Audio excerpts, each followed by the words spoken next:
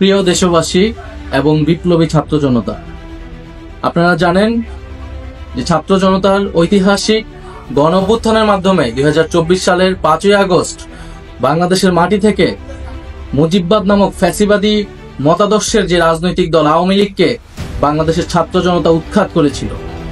কিন্তু আমরা দুঃখের সাথে দেখছি যে এতদিন হয়ে যাওয়ার পরেও সেই আওয়ামী লীগের ব্যানারে আওয়ামী লীগের লোকেরা এই বাংলাদেশের মাটিতে এখনো মিছিল করার সাহস পায় এবং এই অন্তর্বর্তী সরকারের পক্ষ থেকে তেমন দৃশ্যমান উদ্যোগ নেওয়া হয়নি এই আওয়ামী লীগকে নিষিদ্ধ করার বা আওয়ামী লীগের বিচার কার্যক্রমকে দৃশ্যমান করার।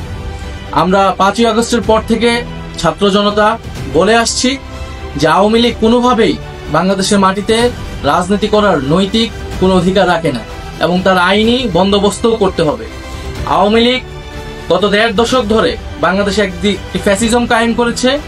বাংলাদেশে কয়েকটি গণহত্যার সাথে আওয়ামী লীগ জড়িত।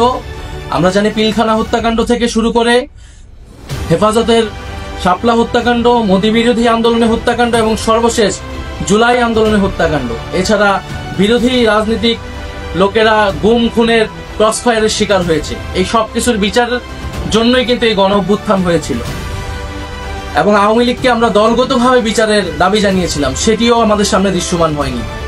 ফলে আমরা আবারও রাজপথে নামতেছি। আবারও বলতে চাই যে আওয়ামী লীগকে দলগতভাবে বিচার কার্যক্রমে আওতায় আনতে হবে এবং আওয়ামী লীগের যত অঙ্গ সংগঠন আছে তাদেরকে নিষিদ্ধ করতে হবে। অলরেডি ছাত্রলীগকে নিষিদ্ধ করা হয়েছে, যুবলীগ সহ অন্যান্য অঙ্গ সংগঠনকে নিষিদ্ধ করতে হবে। বিচার চলাকালীন তার নিবন্ধন বাতিল করতে হবে এবং রাজনৈতিক সাংগঠনিক কার্যক্রম নিষিদ্ধ করে আইন বাস্তবায়ন করতে হবে।